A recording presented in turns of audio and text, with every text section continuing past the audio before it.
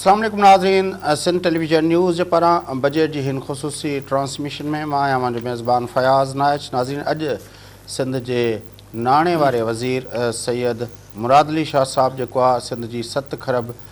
39 अरब रुपयनि जी बजट जेका आहे साल 2015 ऐं 16 जे लाइ पेश करे छॾी आहे ऐं उन बजट जा काफ़ी तफ़सील जेके आहिनि उहे त मुख़्तलिफ़ प्रोग्रामनि में पाण डिस्कस कंदा रहिया आहियूं। पर अॼोके हिन मौक़े ते पाण ॻाल्हाईंदासूं त सिंध जी बजट त चलो हीअ जेका आई आहे जंहिंमें चयो वियो आहे त सिंध खे पंहिंजो तरक़ियाती मनसूबनि जे लाइ जेके आहिनि 214 अरब रुपया जेको आहे तरक़ियाती ख़र्च ॼाणायो वियो आहे, जंहिंमां 162 रुपयनि जा ADP जे लाइ रखिया विया आहिनि। पर असां अॼोके हिन प्रोग्राम में जॾहिं सिंध जी बजट पेश थी आहे असां इहो ॾिसणु ज़रूरी सम्झूं था त जेका वफ़ाक़ी बजट जेका 700 अरब रुपयनि जी जेका वफ़ाक़ी बजट जे अंदरि जेका PSDP हुई, पब्लिक सेक्टर डेवलपमेंट प्रोग्राम जेको हुयो, उन 700 अरब रुपयनि में सिंध जो हिसो छा बीठो आहे। ज़ाहिर आहे सिंध जेको ॿियो नंबर वॾो सूबो आहे पॉपुलेशन जे हिसाब सां, ऐं सिंध जो क्लेम हमेशह रहियो आहे त सिंध जेका आहे उहा वधि में वधि रेवेन्यू जनरेटिंग प्रोविंस आहे। सिंध जेका हिन मुल्क खे 70% गैस ॾिए थी, सिंध खे जेका हिन मुल्क खे 70% कोयलो ॾिए थी, ऐं ॿिया केतिरा ई सिंध जा 2 पोर्ट जेके आहिनि उहे पंहिंजो जेको आहे हिन मुल्क जी सॼी जेका इक़्तिसादी जेका तरक़ी आहे उनमें हिकिड़ो करंगे जी हैसियत रखनि था। इहो सॼी सिंध जा जेके पोटेंशियल्स आहिनि ऐं सिंध जो जेको कंट्रीब्यूशन्स आहिनि हिन मुल्क जे लाइ,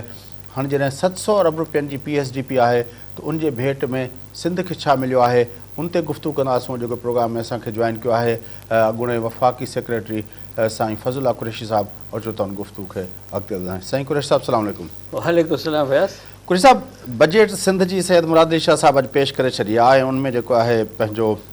जीअं आमतौर थींदो आहे नौकरियूं ॾियण जा ऐलान कया विया आहिनि, पर सिंध जी जेका तरक़ियाती बजट आहे उहो 214 अरब रुपया उनमें ऐलान कयो वियो आहे। पर मां चाहींदुसि अॼोके मौक़े ते तव्हांजी मौजूदगी जो फ़ाइदो वठंदे इहो ॾिसूं जेका 700 रुपयनि जी PSDP आहे, पंहिंजो वफ़ाक़ी हुकूमत जो जेको तरक़ियाती प्रोग्राम आहे, उनमें सिंध जो हिसो छा आहे? उनमें ॾिसो त वफ़ाक़ी हिन दफ़े बि हिकिड़े वफ़ाक़ी जेका डेवलपमेंट प्रोग्राम आहे, पहिरीं ॻाल्हि त उहो उन जो को बि फार्मूला कोन थींदो आहे। उहो जेको आहे so national economic council approve कंदी आहे, इन को एनुअल प्लान कोऑर्डिनेशन अप्रूव कंदी आहे, इन जो NFC को फार्मूला कोन्हे। तंहिंजे करे इन खे हासिलु करण लाइ जेको आहे सो तव्हांखे एफर्ट करणी पवंदी, नेगोशिएशन करणी पवंदी, ऐं हर सूबे खे पंहिंजी पॉइंट मञाइणी पवंदी आहे, बार्गेनिंग करणी पवंदी। उहा बार्गेनिंग तॾहिं शुरू थी आहे जॾहिं प्रोजेक्ट जो अप्रूवल शुरू थींदो आहे, उहो सॼो साल हलंदो आहे। जीअं तव्हांजा प्रोजेक्ट वधीक अप्रूव थींदा, जेके फेडरल गवर्नमेंट सां वास्तो आहे, त उहे तव्हां पंहिंजा वधीक अप्रूव कराए वधीक विझंदव त उन में तव्हांखे मिलंदो आहे। पर हिन में छा हो जो गुज़िरियल काफ़ी सालनि खां वठी हिकिड़ी ट्रेंड शुरू थी जेका अनयूजुअल हुई त मिनिस्ट्री ऑफ फाइनेंस पंहिंजे रिसोर्सिस मां सूबनि खे काफ़ी पैसा ॾींदो हो। उन में सिंध बि बेनिफिशरी हो, पंजाब बि हो। उहो जेको छा हूंदो त जेके बि प्राइम मिनिस्टर या पॉलिटिकल डायरेक्टर्स जेके हूंदा प्रेसिडेंट जा या प्राइम मिनिस्टर या कंहिंजा, जीअं तव्हांखे यादि हूंदो त 2-3 अरब रुपया परवेज़ पंहिंजे त मिनिस्टर खयां जिते केस सुप्रीम कोर्ट में केस बि सरकारी पैसा पंहिंजी कॉन्स्टिट्यूशन में खणी वञे, अहिड़े क़िस्म जा पैसा जेके एलोकेट थींदा हुया, त उन में सिंध गवर्नमेंट खे काफ़ी पैसा मिलंदा रहिया। ऐं लास्ट ईयर बि बजट में कोई जेके 24 अरब रुपया मिलणा थिया हुआ सिंध खे ग्रांट्स जेके ग्रांट्स जेके चवंदा, फेडरल ग्रांट्स जेके चवनि था पिया, इहे फॉरेन एड न आहे, इहे ॿियूं ग्रांट्स आहिनि। पर हिन साल जॾहिं उहो जेकर उहो पहिरियों इशू उतो था शुरू कयो त जॾहिं हिन साल उहो पहिरियों एनुअल प्लान कोऑर्डिनेशन कमेटी में जॾहिं इहे ॻाल्हियूं इशू डिस्कस जॾहिं आया तॾहिं सिंध गवर्नमेंट जेको ॾिठो त असां वटि त इन लाइ पैसा ई कोन मिलिया असांखे। साईं मुराद अली शाह जॾहिं हुते वियो पहिरियों एनुअल प्लान कोऑर्डिनेशन कमेटीअ में हुन प्रोटेस्ट कयो ऐं पोइ अॻिते वञी करे हुन ॿिए हंधि प्रोटेस्ट कयो त असांखे लास्ट टाइम त एतिरा पैसा ॾिना जंहिंमें K4 ऐं K3 जी त ॻाल्हि ॿुधी हूंदी, AS3 ऐं K4 ऐं लियारी एक्सप्रेस वे, इहे जेके 3 मुख्य प्रोजेक्ट आहे। पोइ उन सां गॾु हैदराबाद पैकेज जा हुया, नवाब शाह हुयो, बेनज़ीराबाद जूं के स्कीम्स हुयूं, के काफ़ी कोई सम्झो त कोई 30 खनि स्कीम्स हुयूं जंहिं लाइ असांखे पैसा मिलिया, पर हिन दफ़े उनखे पैसा कोन मिलिया। त इहा ॻाल्हि वरी जॾहिं मुराद अली शाह साहिबु हुते कैरी न करे सघियो, नेशनल इकॉनॉमिक काउंसिल में हिते अची प्रेस कॉन्फ्रेंस कयईं त मां हिते करे आयो आहियां, पोइ उहा ॻाल्हि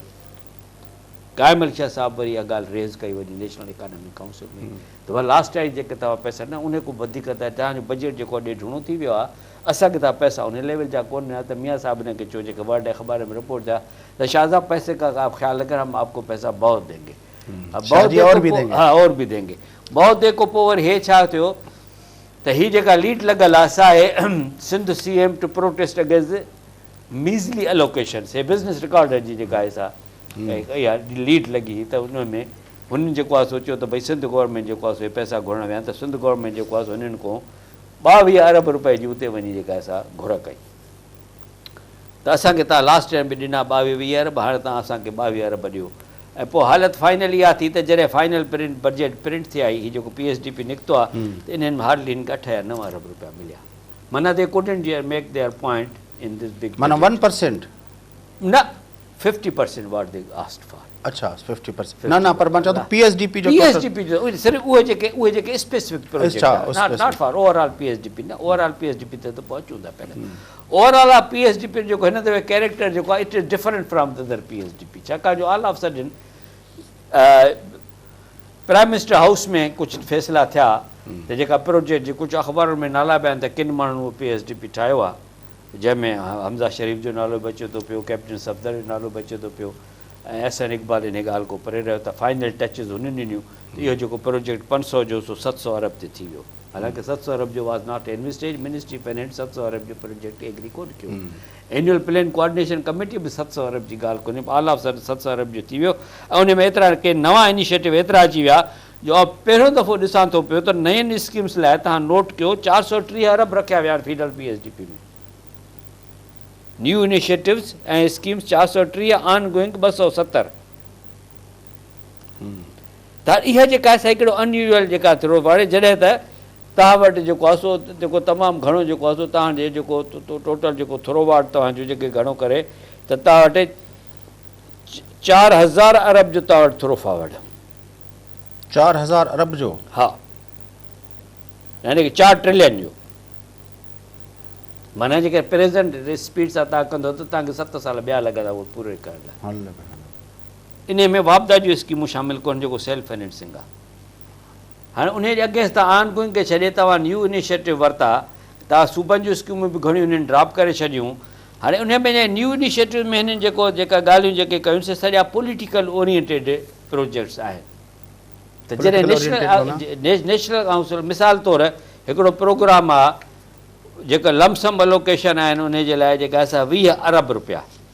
20 अरब रुपया, नालो छा आहे? पाक MDGs ऐं community development program, millennium development goals ऐं कम्युनिटी डेवलपमेंट प्रोग्राम, इन जे लाइ जेके आहिनि से 20 अरब रुपया रखिया विया आहिनि। तंहिंखां पोइ ॿिया आहिनि स्पेशल फीडर डेवलपमेंट प्रोग्राम 28 अरब रुपया, इन जी का डिटेल कोन्हे। Special feeder development program, federal development, हा, माना इहा असांजे मुल्क लाइ थी सघनि था, पर असांजे लाइ कोई इस्लामाबाद ते फोकस कंदा न न। इहो सुवाल इहो ई त मां चवां थो त इते ई त इशू रेज़ करणा त बाबा तव्हां हे पैसा छाजा विधा? 28 अरब छाजा आहिनि? 28 अरब रुपया। तंहिंखां पोइ ॿिया जेके फंड जिते असांजो सिंध जो ख़ुशूसी हक़ थो थिए, जेका नई शइ विधी आहे सा आहे special development for temporary displaced person TDPs and security enhancement. असां लाइ इहे ॿई प्रॉब्लम्स आहिनि जेकर तव्हां सही माना में हिनखे रियलाइज़ कयो। अवां वटि लखे टेम्पररी डिस्प्लेस्ड पर्सन घणा रखिया अथनि? उन लाइ जेके आहिनि से 20 अरब उन लाइ रखिया अथऊं। माना IDPs वारा 100 अरब जुदा आहिनि? उहो त अलॻि आहिनि न। उहो ADP जे मां त हे ॿुधायां थो 700 अरब में जेके कंपोनेंट्स आहिनि, जेके नवां जेके जीअं मूं तव्हांखे चयो त नवां इनिशिएटिव हिननि वरिता आहिनि 430 अरब, जंहिंमें हीअ जेके 60-70 अरब जा जेके पैसा आहिनि से जेके आहिनि से हिकिड़ा अहिड़ा आहिनि जिते असांखे ख़बर ई कोन थी पए त इहा असांजो हिन में हिसो केतिरो थींदो आहे। मुंहिंजो जेको तव्हांजे चैनल जे मार्फत इहो मैसेज ॾियणो हुयो सिंध जे माण्हुनि खे त बाबा ही ॻाल्हियूं बि आहिनि, हिते बि मालिकी 20 अरब MDGs जा ऐं 28 अरब स्पेशल फेडरल डेवलपमेंट जा ऐं 20 अरब जेको आहे temporary displaced person and security लाइ। ऐं तंहिंखां पोइ प्राइम मिनिस्टर यूथ प्रोग्राम 20 अरब। इहे तव्हां ॻरियो घणा थी विया? हे त थी विया साईं तक़रीबन 63-64 अरब थी वेंदा। न साईं 88 अरब थी विया। हा 20 अरब हिकिड़ा, 20 अरब ॿिया, 28 ॿिया, 100 ॿिया, 100 न 20 चयो न, 20 TDP ऐं सिक्योरिटी लाइ। न स्पेशल प्रॉपर्टी 100 अरब रुपया स्पेशल 20 त मुंहिंजा prime minister youth development program लाइ जेको टेम्परेरी डिस्प्लेस्ड ऐं सिक्योरिटी लाइ सिक्योरिटी आहे 100 अरब रुपया 100 अरब हा हाणे सवाल इहो आहे त असां वटि 100 माना 88 अरब तव्हांजो क्लेम आहे फेडरल गवर्नमेंट ते त असांजी सिक्योरिटी सिचुएशन ख़राबु थी वई आहे ऐं रेंजर्स खे तव्हां डिप्लॉय कयो आहे शायदि रेंजर्स लाइ तव्हांजे बजट में 60-70 अरब रुपया रखंदा बि सयूं त उन्हनि जे लाइ तव्हांखे फेडरल गवर्नमेंट खे फंडिंग करणु इहो प्रिंसिपल फ़ैसिलो थियणु कॉन्स्टिट्यूशन में लिखियलु आहे जिते एक्स्ट्रा ऑर्डिनरी सिचुएशन थिए त सवाल आहे असांजो हिननि में केतिरो हिसो ईंदो हाणे हे जेके प्रोग्राम आहिनि इन्हनि जो हिसो मुंहिंजो जेको चैनल जे थ्रू तव्हांजो चवणो इहो हो त बाबा इन में असांजो हिसो किथे आहे इन्हनि ॻाल्हि त पहिरीं 168 अरब रुपया इहे जेके ब्लॉक अलोकेशन आहिनि जेके ब्लॉक अलोकेशन पिया आहिनि जिनजे लाइ का बि स्कीमूं कोन्हनि वेग जेके पिया आहिनि त इन्हनि जे लाइ तव्हां जेको आहे उन में असांखे तव्हां छा ॾींदा तंहिंखां पोइ जेका ॿियो जेको इशू हुयो त जेके तव्हांजा असांजा जेके प्रोग्राम आहे जिन लाइ प्रोमिसिस थियल आहे जीअं मूं तव्हांखे specially I am more interested इन कराची 2-3 थिंग्स ऑफ कराची हिकिड़ो 24 पंहिंजो लास्ट ईयर 24 अरब रुपया ॾिना 24 अरब रुपया ॾिना विया पर असां सां जेको प्रोमिसिस थियल हो त असांखे ग्रेटर कराची सिवरेज में जेके S3 था चवनि इन जो अधु अधु फंडिंग जेका आहे फेडरल गवर्नमेंट खे ॾियणी हुई इन लाइ असांखे पैसा कोन ॾिना त रुॻो 100 मिलियन ॾिना अथऊं असांखे 2.5 अरब घुरियासीं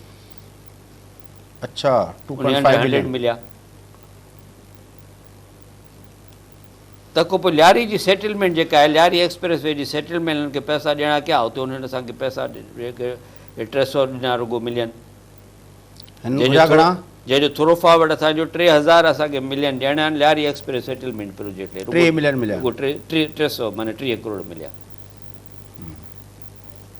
अचो सही 3000 मां 300 मिलियन माना इहो 10 सालनि असां सेटलमेंट पिया कयूं असां इहा 10 साल खे सेटलमेंट हले थी पंहिंजो थोरो फॉर्वर्ड एतिरो बीठो आहे असांखे पैसा इहे कोन था ॾियनि सिंध गवर्नमेंट पंहिंजा पैसा बि कोन थी वञे सॼो इम्पॉर्टेंट जेका ॻाल्हि आहे त सॼो शोर गोर ॾिसो आहे कराची वाटर सप्लाई जेका K4 127 अरब जी स्कीम आहे ऐं जेकॾहिं तव्हां जेका प्रेज़ेंट रेट ऑफ इन्वेस्टमेंट आहे हाणे असां हिनखे 2.5 अरब घुरियासीं हालांकि 2.5 अरब खां वधीक घुरणु खपंदा पर 2.5 अरब जे अॻे असांखे 500 मिलियन मिलिया त इहे जेके टे कॾहिं पुठंदी आहे अच्छा इन खां पोइ हाणे फेडरल सिंध गवर्नमेंट चई थी मां हिन में 2.5 अरब विझंदसि तव्हां 5 अरब विझो 127 अरब रुपयनि जी तव्हांजी जेका आहे सा स्कीम जेका आहे सा एस्टिमेटेड कास्ट सॉरी 12 अरब जी हिते लिखियलु आहे सॉरी हा 127 न 12 13 अरब 13 अरब माना अञा बि 4-5 साल लॻंदा न ऐं इहो प्रिंसिपल तइ थियल आहे त कराची जूं जेके बि मेजर वाटर सप्लाई स्कीम्स आहिनि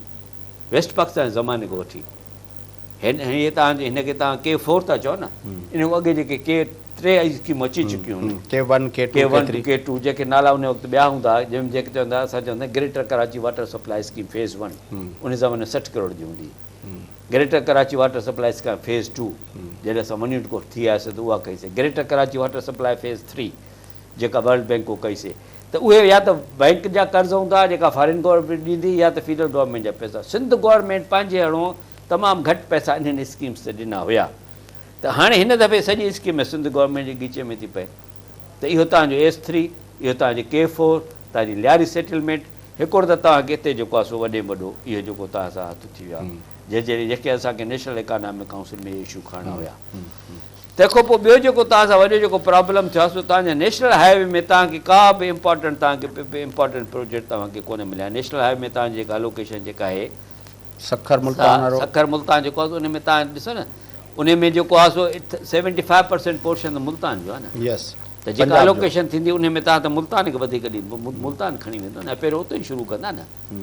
त जेको NH जो जेको टोटल तव्हांजो बजट आहे उन में तव्हांखे त पीनट्स मिलिया आहिनि ऐं जेके पंजाब जी जेके स्कीम NH में आहिनि जंहिं मूं तव्हांखे ॻाल्हि कई मां हिकिड़ो वक़फ़ो वठासीं NH ते मां चाहींदुसि छाकाणि त NH ते मुंहिंजे ख़्याल में 159 अरब रुपया NH जे लाइ रखिया विया हुया जेसिताईं मूंखे यादि आहे 159 अरब रुपया NH जे स्कीमुनि जे लाइ रखिया विया मां वक़फ़ो वठां थो पोइ चाहींदुसि उन ते तफ़सील सां ॻाल्हायूं जीअं तव्हां चओ था सिंध में जो हुन में छा आहे नाज़रीन गुफ़्तगू जो सिलसिलो कुरैश साहिब सां असांजो जारी आहे वठूं त वक़फ़ो वापसि अची प्रोग्राम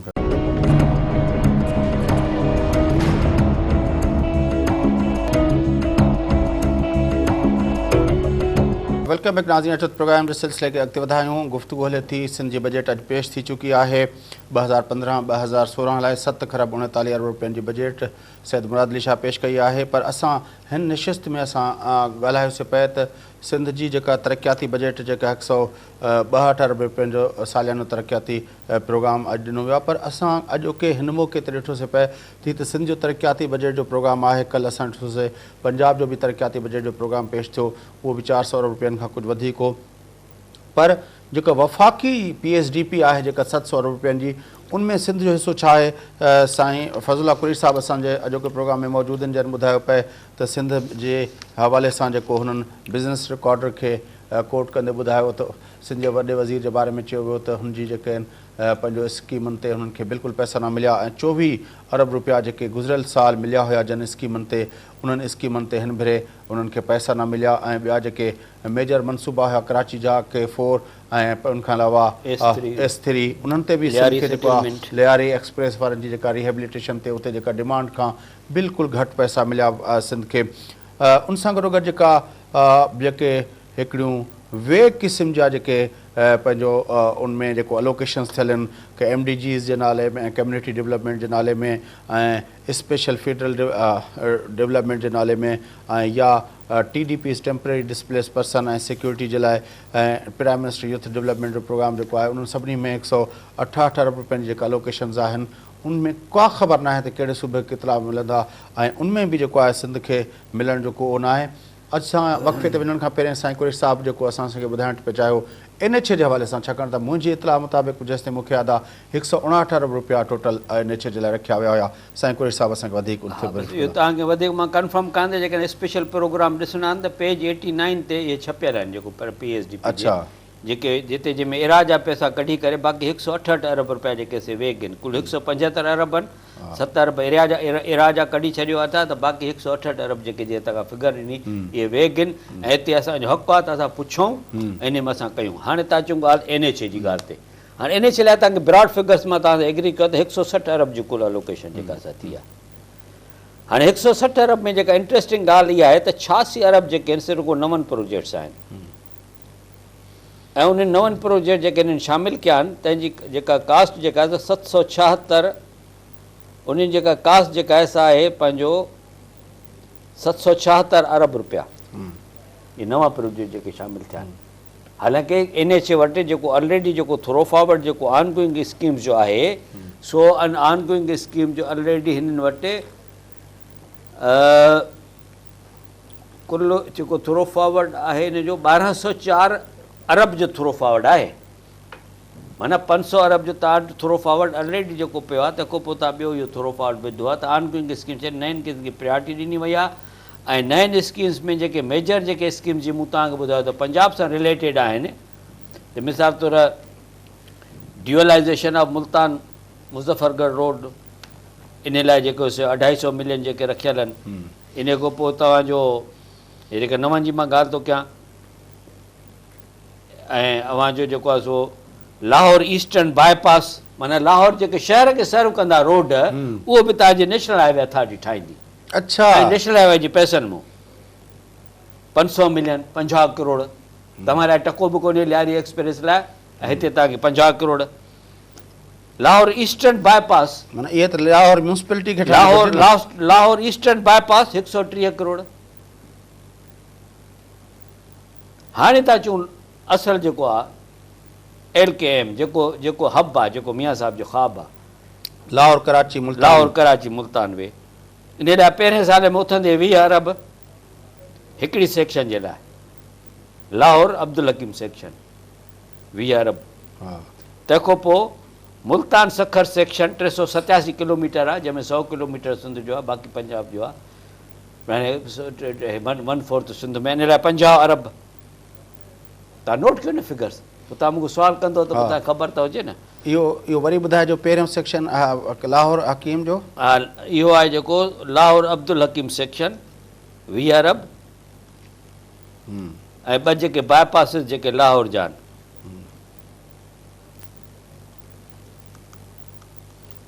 उहे घणा आहिनि? उन लाइ हिकिड़े लाइ 550 करोड़, ॿिए लाइ 130 करोड़, माना 1 अरब 80 करोड़।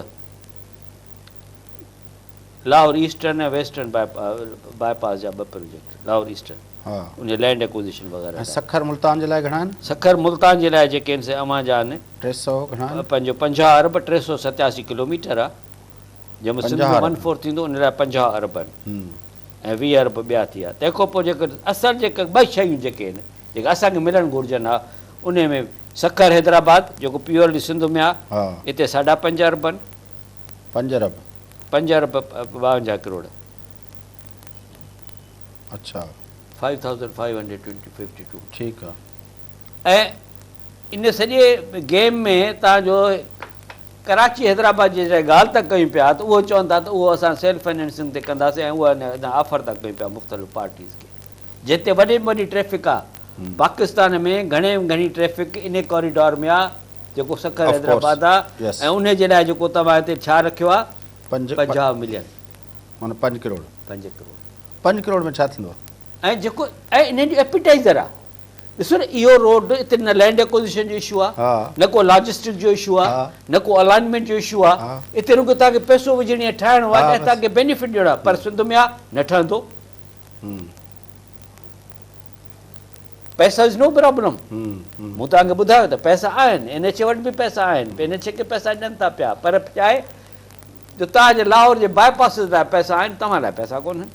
हाणे इहो एजिटेट केरु कंदो या त ब्यूरोक्रेसी एजिटेट करे जॾहिं हेठि ठहे थो त ब्यूरोक्रेसी एजिटेट करे पर तव्हांजो फीडरल ब्यूरोक्रेसी में तव्हां रुॻो हिकिड़ो सेक्रेटरी आहे तव्हांजे हिन मिनिस्ट्रीअ में कोई सेक्रेटरी कोन्हे कोई एडिशनल सेक्रेटरी कोन्हे कोई जॉइंट सेक्रेटरी ताईं कोन्हनि जेके फैसला थियनि था अव्हांखे केरु गाइड कंदो अव्हांजो एडिशनल चीफ सेक्रेटरी जहिड़ो आहे तहिड़ो न आहे इहे इशू ब्यूरोक्रेसी लेवल ते पहिरियों हल थींदा इहे सभु न्यू प्रोजेक्ट्स जेके तव्हां चया पिया 86 अरब रुपयनि जा जंहिंमां जा तव्हां 75-76 अरब रुपयनि जा तफ़सील ॾिना त 20 अरब रुपया लाहौर हकीम पंहिंजो अब्दुल हकीम जेको आहे सेक्शन ते ऐं लाहौर अञा तव्हांखे घणा तमाशा ॿिया बि आहिनि न हिते तव्हांखे मूं 4 रुॻो ॿुधाया न मथे तव्हां ॿिया बि था अचो न तव्हांजो N4 मोटरवे फिट पर किलोमीटर लैंड एक्विजिशन मुल्तान में M4 मोटरवे जेको थींदो भाए थो इहो मुल्तान जेको असां ॻंढण आहे उहो 1300 उते आहिनि 1300 मिलियन माने अरब खां मथे उते आहिनि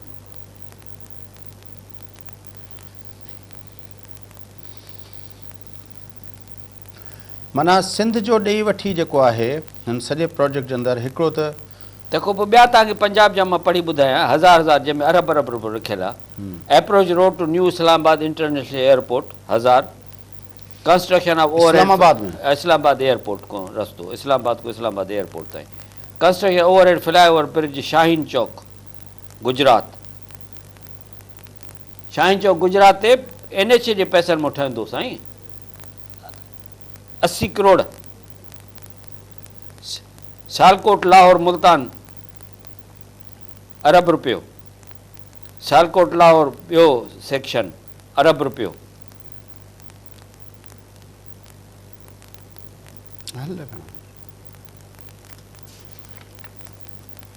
सवाल आहे त जॾहिं हे शयूं ठहनि थियूं किथे आहे असांजी ब्यूरोक्रेसी किथे आहे असांजी national economic council why they don't read these documents त बाबा तव्हां छा था कयो फेडरेशन आहे तंहिंखां पोइ ब्रिज और हेॾो चोड़ो ब्रिजिस ते त तव्हां ॾियो भले पैसा निश्तर घाट जी ब्रिज आहे उते 800 रुपया तव्हां ॾियो ठीकु आहे ब्रिजिस ओवर इंडस जी जवाबदारी आहे फैसलाबाद खानेवाल एक्सप्रेस वे 1400 1.5 अरब ब्रिज एक रिवर चनाब हलो ब्रिज चनाब ते बि ठाहियो तव्हां 950 मिलियन ब्रिज और इंडस रिवर काज़ी अहमद ठीकु आहे इहो असांजी ब्रिज आहे इहा ख़तमु थी वई माशाल्लाह मुबारक महिरबानी ज़ादारी साहिब जी महिरबानी इहा 7 अरब सां पूरी थी वई आहे दैट्स गुड थिंग आमरी वारी ब्रिज आहे चलो हाणे इहा हिकिड़ी तव्हांखे शइ पॉज़िटिव मिली आहे हिकिड़ी शइ बसि मुंहिंजे नज़र में बाक़ी तव्हांजी ऑनगोइंग स्कीम बि सफ़र थियूं कनि पियूं तव्हांखे नईं स्कीम में तव्हांजो को बि हिसो कोन्हे अचो तव्हां वरी आहे ॿी अलोकेशन जेका 112 अरब जी बिजली जे प्रोजेक्ट्स ते हुई हा बिजलीअ ते तव्हां अचो त तव्हांजो जेको बिजली तव्हांजो जेके थींदी आहे त तव्हांजे जेके इन 2-3 जेके हाइड्रो तव्हांजा प्रोजेक्ट आहिनि तंहिंजी घणे भाङे जेका असां फेडरल गवर्नमेंट फंडिंग कंदी आहे ऐं उहो करे सघे थी पर कंदी कोन्हे पर जेका हूंदा त उहो करे सघनि था जेका उसूलनि जेका ॻाल्हि आहे जेको मुंहिंजो जहिड़ो जेको आहे त अव्हां जा जेके प्रोजेक्ट्स आहिनि, 2 प्रोजेक्ट पंजाब जा, इहे 2 जेके 2 फीडर PSDP में था थियनि, जनरेशन जा प्रोजेक्ट, नवां प्रोजेक्ट आहिनि, 22 साढा 22 अरबनि, 45 अरबनि 2 प्रोजेक्ट ते LNG वारा। हा, 1200 megawatt LNG based power project Balloki, साढा 22 अरब, 1200 मेगावाट LNG बेस्ड पावर पर हवेली बहादुर 22 अरब, फॉरेन एड कोन्हे। इहो ई मां चयुमि त हवेली जेका आहे इहा, हा, इहे 22 अरब जा 2 प्रोजेक्ट आहिनि। ऐं इन ते सिंध गवर्नमेंट ऑफिशियली प्रोटेस्ट कयो हो, छाकाणि जो इहे LNG बेस्ड आहे, इहो गैस जा इशू रिलेटेड हो, पॉलिसी रिलेटेड हो, इलेक्ट्रिसिटी गैस, इहे सॼो कमु प्राइवेट सेक्टर खे अचणु घुरिजे या गैस कंपनियूं भरनि हा, 2 गवर्नमेंट खे चयूं। ऐं साईं मुराद शाह ही रेज़्ड इशू, हुनखे चयो त असां प्रिंसिपल अप्रूव था कयूं पिया, ऐं हिते प्रिंसिपल अप्रूव न आहे, हिते लिखियल आहे अप्रूव थी आहे। चयो त लॉ को था वञी पहिरियों ओपिनियन वठी अचो, अञा लॉ जो ओपिनियन मूंखे ख़बर न आहे त सिंध गवर्नमेंट लॉ डिपार्टमेंट कहिड़ो ओपिनियन ॾिनो आहे। इहो सॼो कंट्रावर्शियल हुयो, 48 अरब अची विया। पर सिंध में बिजली जे प्रोजेक्ट्स ते घणी इन्वेस्टमेंट कई अथनि। अदा पोइ ॾिसो न, सिंध जे बिजलीअ जे जनरेशन ते तव्हां वटि खिल जहिड़ी प्रोजेक्ट आहे, इन्वेस्टमेंट आहे, उहो ई त मां ॾिसणु चाहियां थो न। अव्हां वटि फॉरेन एड जेका अचे थी तव्हांखे, एशियन डेवलपमेंट बैंक नओं पावर हाउस कोन थी ठहे, जाम शोरे खे कन्वर्ट था कनि कोल ते, उन लाइ तव्हांखे हिननि 20 अरब ॾिना आहिनि। एशियन बैंक मां पैसा अचनि था कन्वर्ट, माना एडिशनल पावर हाउस कोन थो ठहे। जिते तव्हांखे वधीक ज़रूरत हुई त लाखड़ा में कुझु कनि हा, त लाखड़ा लाइ रुगो जेके हुननि 100 मिलियन रखिया आहिनि।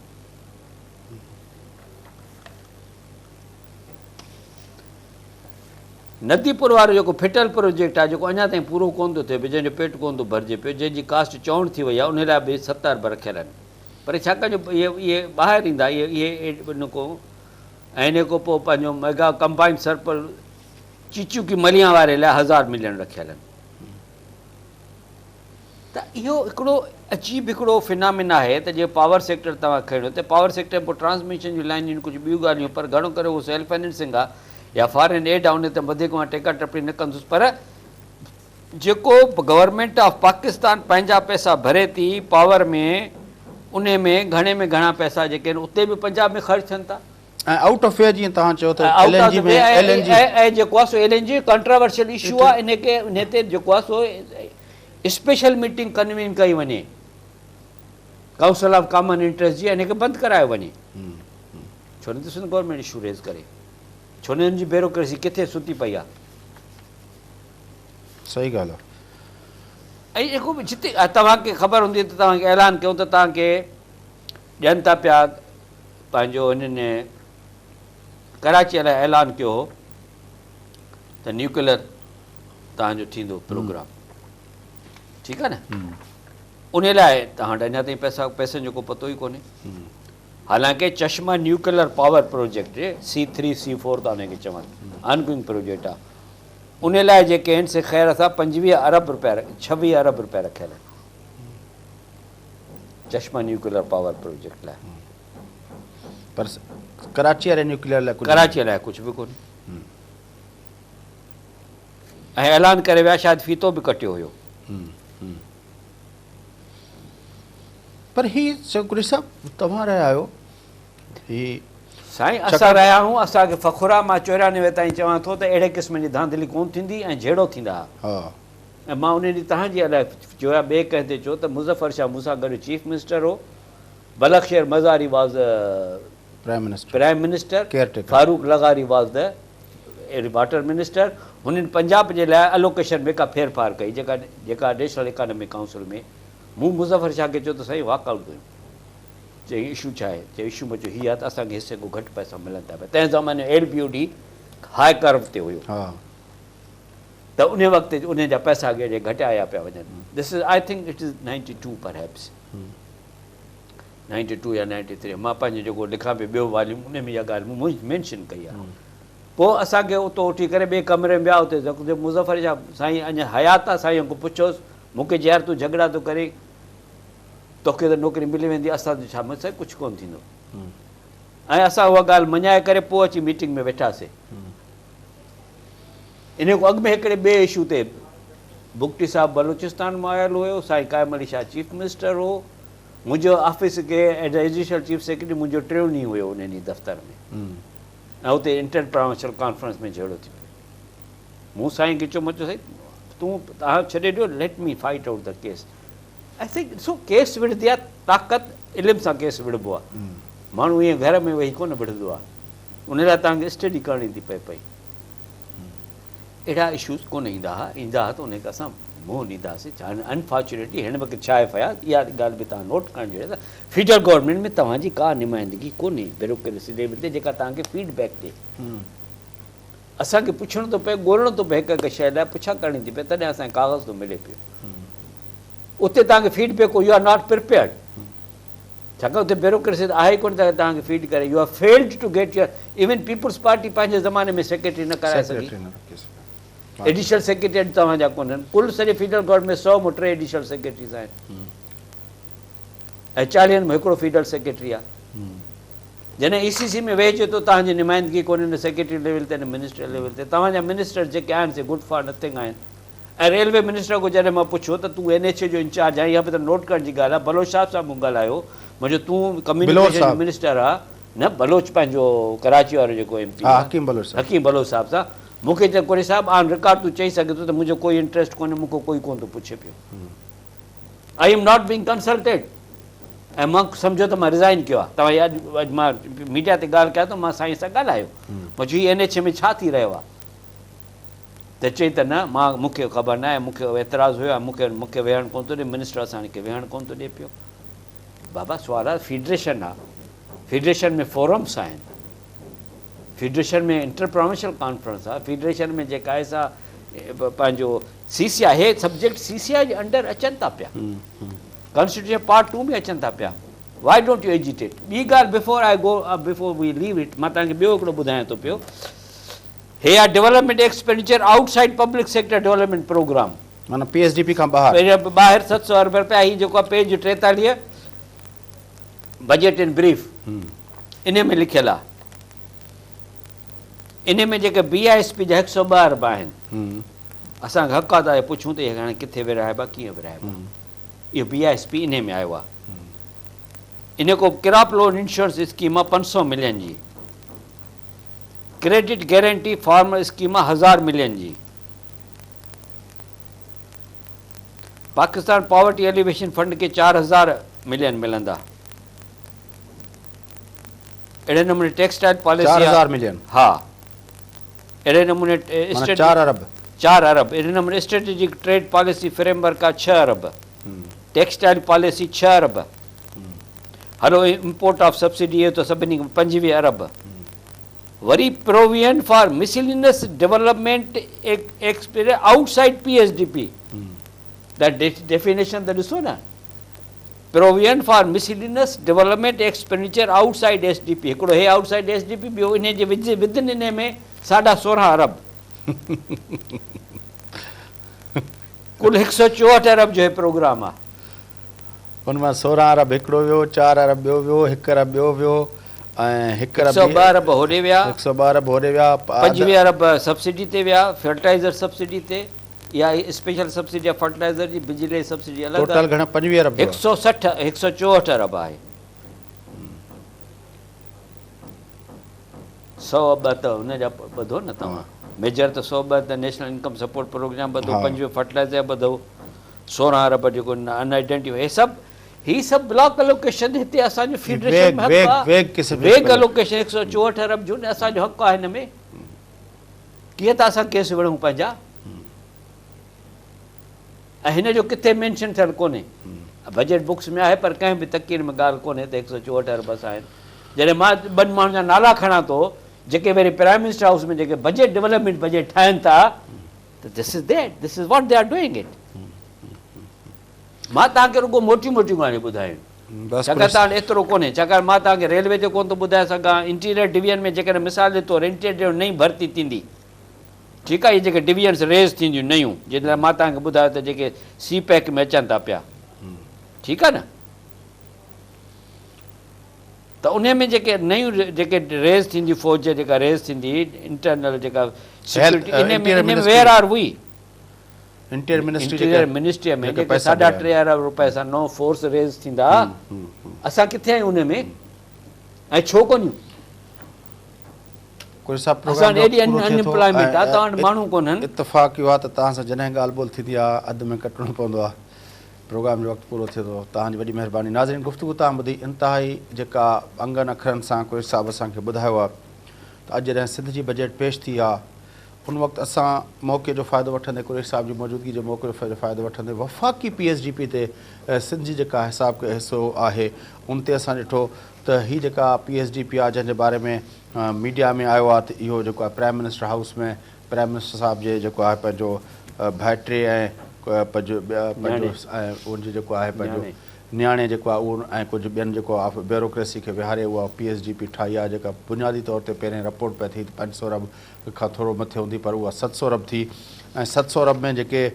केतिरियूं कुरेश साहिब जेके प्रोग्राम में ॿुधायूं जेके वेग क़िस्म जूं अलोकेशन्स आहिनि जंहिंजो न को सिर न को पेर न उनजे स्कीमनि जे बारे में आहे ऐं तमामु वॾो अमाउंट उन में विधो वियो आहे उनखे भरियो वियो आहे ऐं यकीनी तौर ते इहा सभिनी खे ख़बर आहे त उहे अलोकेशन्स जी एक्सपेंसिस उहे किथे वञी थींदा यकीनी तौर ते उन सां अलावा कुरेश साहिबु ॿुधायो पिए त NH जा जेके 159 रुपया आहिनि उनमें बि मेजर शेयर जेको आहे उहो पंजाब खे ॾिनो वियो आहे बिजली जे प्रोजेक्ट्स में बि जेको आहे मेजर शेयर पंजाब खे ॾिनो वियो आहे ऐं इहे समूरियूं ॻाल्हियूं जेके आहिनि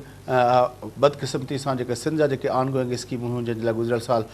24 अरब रुपया रखिया विया हिन भेरे सिंध खे तमामु मायूसी थी आहे उन्हनि प्रोजेक्ट्स जे लाइ